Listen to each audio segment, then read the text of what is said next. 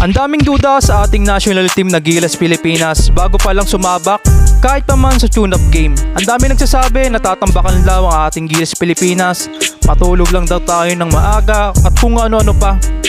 Pero ngayon, sa sitwasyon na pamumuno ni Coach Tim Cone, ibang klase ang pinapamalas ng Gilas Pilipinas ngayon. Kaya masasabi natin na kaya na palang may pagsabayan ng ating national team na Gilas Pilipinas sa European ngayon.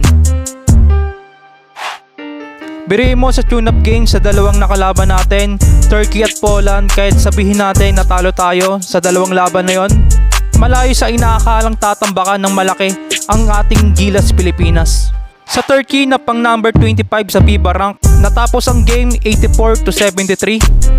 Habang ang Poland naman pang number 15 sa FIBA rank na nasa taas lamang nila ang Greece, natapos nga ang game ng 82-80 na halos 2 puntos lang ang nilamang. Nakakapanibago no? Natatandaan nyo, last 2016 FIBA tune-up game, Gilas Pilipinas versus Italy, tinambakan tayo ng almost 36 na puntos, halos dinumina ang Gilas Pilipinas. Biruin mo sa second quarter pa lang, 84-80 na agad ang score. Pero ngayon, malayong malayo sa ngayon Gilas Pilipinas. Balik tayo ngayon ngang FIBA qualifying tournament, sa una lang naman nilang makakalaban doon ang number 6 na FIBA rank na Latvia, habang sa pangalawa naman na Georgia, pang number 23 sa FIBA rank. Sa unang laban ng Gilas Pilipinas, ginulat talaga, literal, tinalo nila ang hottest team na ngayon na Latvia.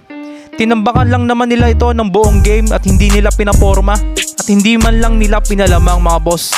Natapos ang score ng 89-80. Biggest win to para sa ating national team ng Gilas Pilipinas. At syempre dala din natin ang Asia. Napahanga din ang ibang European team.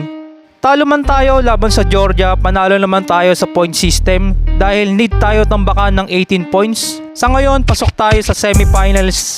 Makakalaban natin ang team ng Brazil na pang number 12 sa FIBA rank. Hindi rin madali ito para sa Gilas dahil maraming talented na player ang Brazil na dodominahin ang loob. Pero again, lagi kong sinasabi, bilugang bola, isang sikat na salita sa Pinas na alam natin pag dihado tayo sa laban. Bigyan din natin ng credit si Coach Tim Cone, ibang sistema ang ginawa niya at syempre ang dagot natin si Justin Brownlee at iba pang mga player. Suportahan natin ang ating national team na Gilas Pilipinas hanggang sa uli mga boss. Alam natin na hindi magiging madali sa ating national team ng Gilas Pilipinas ang laban nila sa Brazil.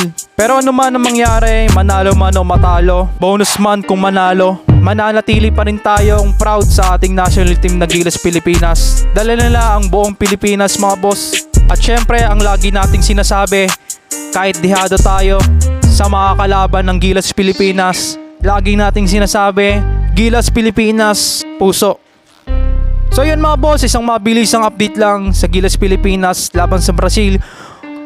Mag-subscribe ka na sa aking YouTube channel para lagi kang updated sa mga bago nating videos katulad ng Gilas Pilipinas mga boss. Supportahan natin ang Gilas Pilipinas sa linggo na yan, 8:30 Philippine time mga boss.